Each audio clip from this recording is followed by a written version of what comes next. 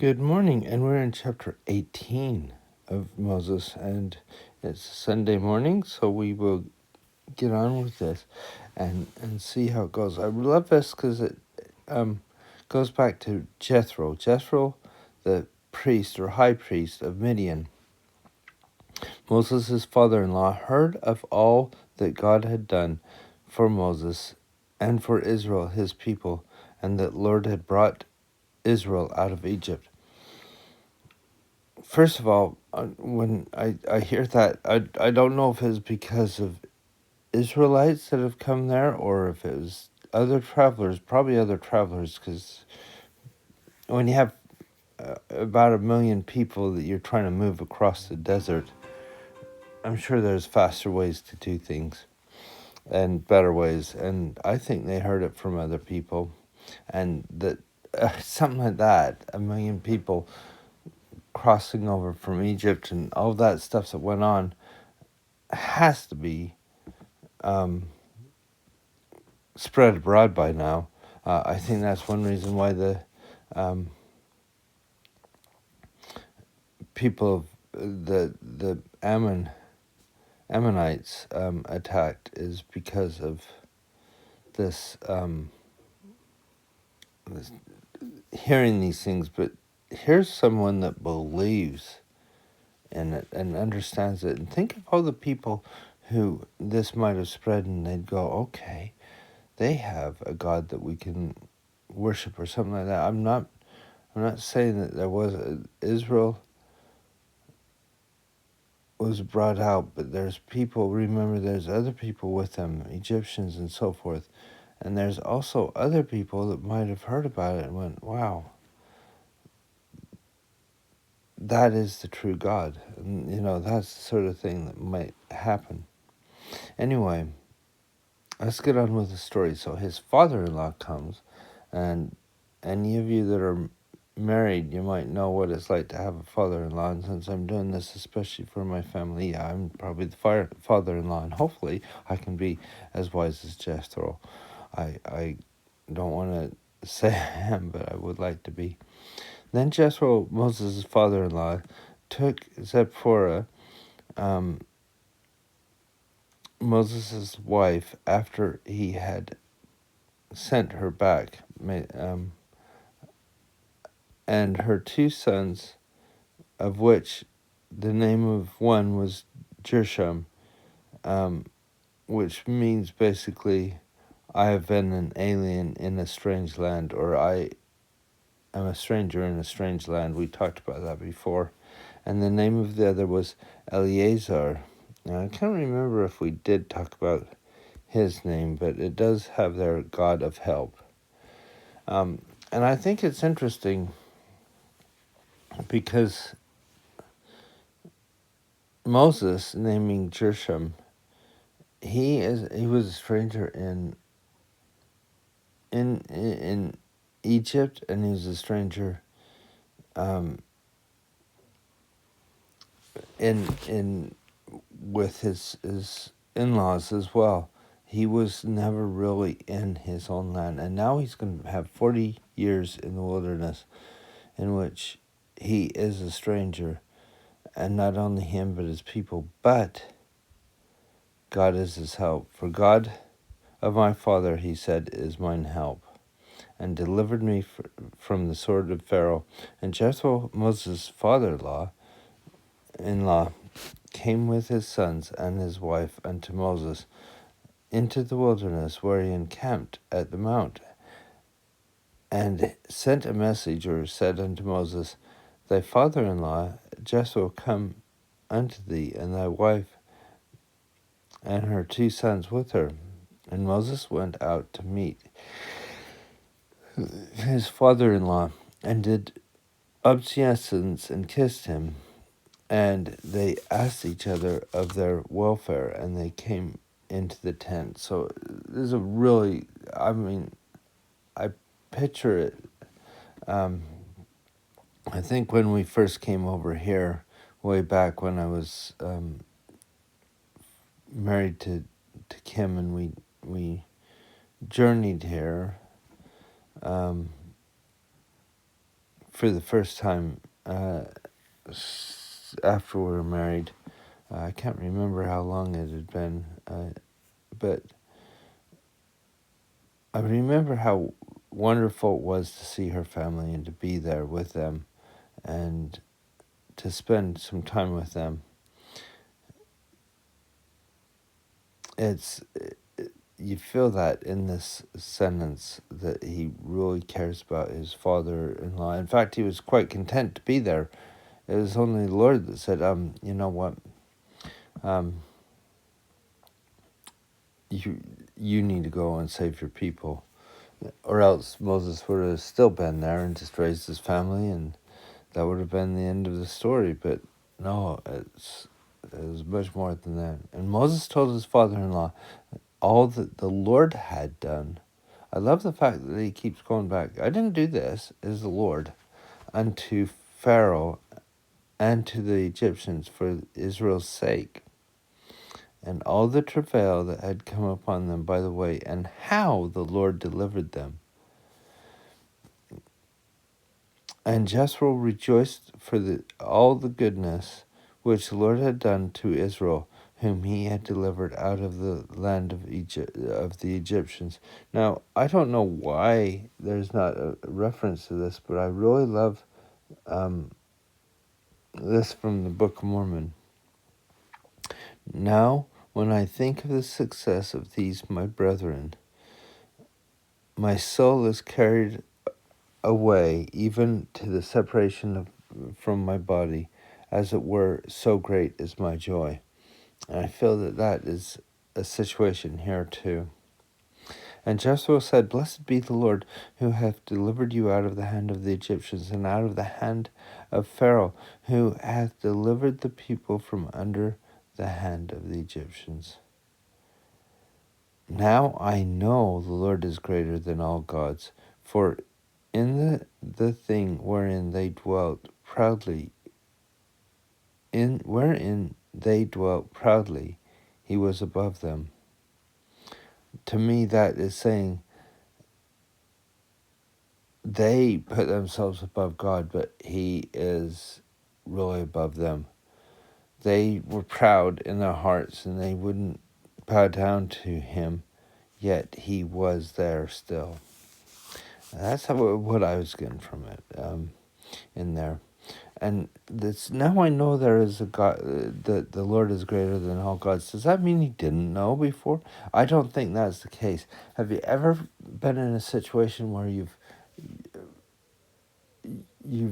had an experience or something where you say pay tithing or something like that, and you've paid tithing for years, and then one time you need to pay tithing, and it's difficult because you've got another obligation or something, but you decide to pay that tithing. And after you do that, you get blessed, and you're able to meet the other obligation as well, or even you find a way around it or something, and you feel the power of the Lord there, and then you say, now I know the Lord is greater. It doesn't mean you didn't know about the principle of tithing and understand it. It is that your testimony grows more. And I think that's the same here. I think Jethro, who must be quite old because he's the father-in-law of somebody that's quite old now, Moses, he is gaining more of a testimony because of what he's heard from Moses. And Jethro, Moses' father-in-law, took a burnt offering and sacrifices for God, and Aaron came and all the elders of Israel to eat bread with Moses and the father-in-law before God. Now I think this is interesting as I was reading this, because the elders are important in Israel, and Moses does hardly anything without going before Aaron and the elders. I always kind of picture Aaron as younger, but he's not. He's older than Moses, and Moses is in his, 70s, was it, or something like that, 60s or 70s. So maybe even older. And it came to pass that on the morrow that Moses sat to judge the people, and the people stood by Moses from morning until evening. And when Moses his father-in-law saw all that he did to the people, he said, "What is this thing that thou hast done, that thou doest to the people?" He's like, "What? This is madness. Why are you doing this? Why sittest thou thyself alone, and all the people stand by thee from morning till evening?" And Moses said unto his father-in-law, "Because the people come unto me to inquire of God." They have to, don't they? I mean, I'm the one that the Lord asked to do all these miracles, so I must be the one that needs to solve these things. But they're asking about how much salt they should put on something or whatever. I don't know what they're doing. But they are asking simple things as well as complex things. When they have a matter, they come unto me, and I judge between one another, and I do make them know the statutes of God and his laws. I've known a lot of people, a lot of bishops and things, and other presidents that really want to know every single person. They want to meet every single person by one-on-one. And I can promise you that the president of the church would love to be able to spend time with every member of the church, an hour or longer, with every member of the church.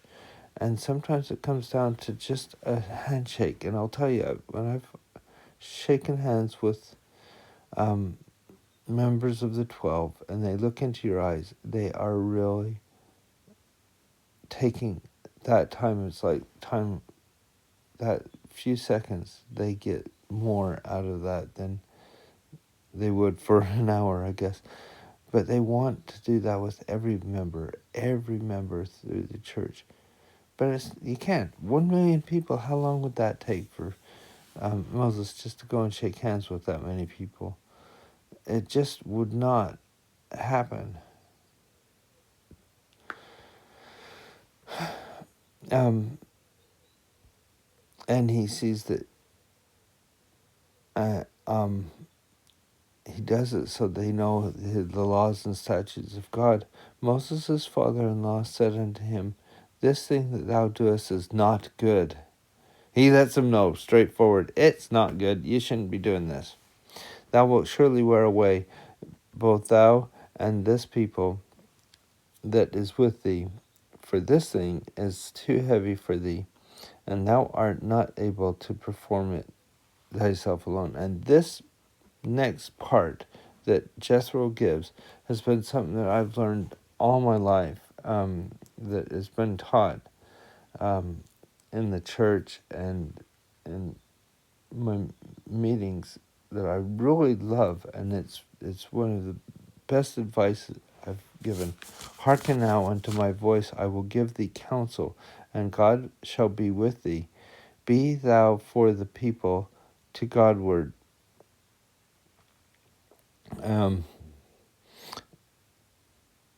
that thou mayest bring the causes unto God." So he's telling them, reach toward God. Be thou, and I think there's a footnote there that you represent the people before God. "And thou shalt teach them the ordinances and laws, and shalt show them the way wherein they must walk, and the work they must do." And think about it, that is what General Conference has done. I have been in several presidencies, usually Elders Quorum or Sunday school or the likes. And I've seen how this becomes a principle of how it should be managed. I was able to be in a bishopric with a wonderful bishop, And to see him delegate and be able to say, okay, can you do this? Can you do that? And then to work with the ward council and come into the ward council and let them counsel with us and then take away responsibilities to be able to do things in the ward. The ward council and the people in the ward, I mean, the bishop wants to do everything himself. They do. Not everything themselves because they need to make sure it's done right. They do it because they want to be in with the people. They want to see each person. But that isn't what they're called to do. Moreover, thou shalt provide out of all of the people able men, such as fear God, men of truth. And we do have a footnote there, faithful or trustworthy men. We probably could have got that from the context, but I just wanted to show that there is a different way of looking at men of truth, hating covetousness, and place such over them to be rulers of thousands and rulers of hundreds, rulers of 50 and rulers of 10, and let them judge the people at all seasons. That means have them judge them all through anything that they're going through. They can do it. They can do the judging. You step back now. And it shall be that every great matter they shall bring to you. Who brings it to them? The judges. Him. So it's not the people coming straight to Moses anymore. There's a level between them that somebody's taken care of what needs to be done. In every small matter they shall judge. So shall it be easier for thyself, and they shall bear the burden with thee. And the church follows this so much nowadays. With ministering, we've got the rulers of tens, you might say, who go out and they can go into a home and go, oh, you need the dishes done. I can do that, no problem. And I've been there. I've been where somebody couldn't even do their dishes, and we came in, helped them out. Could you imagine the bishop having to go around and find out, oh, who needs your dishes washed, or who needs this done, or who needs that painted? It doesn't happen. That is the beauty of being a minister. And then there's some things that might have to go up to the elders' quorum or Relief Society president, and others that need to go to the bishop, and even others that need to go to the stake president. And very, very few ever need to go all the way to an apostle or the prophet. That's not their callings. And so each of those things, they shall bear the burden with thee. And if thou shalt do this thing, and God command thee so, notice, I love this, how he says this. If thou shalt do this thing, and God command thee so. In other words, I've told you what I think. This is important. And I do have some authority, but this is your job. So you get the revelation. If God command you so, and I've done that where I've talked to leaders and I've said, this is what I think. And it happens all the time in councils. This is what I think. But if God commands you so, and then you leave it with them, then thou shalt be able to endure, and all this people shall also go to the place in peace. In other words, it's going to be better for the people. You're not going to be rushed around so much. All this people shall go to their place in peace. I love that. So Moses hearkened unto the voice of his father-in-law, and did all that he had said. And Moses chose able men out of Israel, and made them heads over the people, rulers of thousands, rulers of hundreds, rulers of 50s, and rulers of 10s. And they judged the people at all seasons and seasons. The hard causes they brought unto Moses, but every small matter they judged themselves. And Moses let his father-in-law depart, and he went his way unto his own land. I just love this whole chapter because of the love Jethro has and Moses has between them, and also the advice that is given.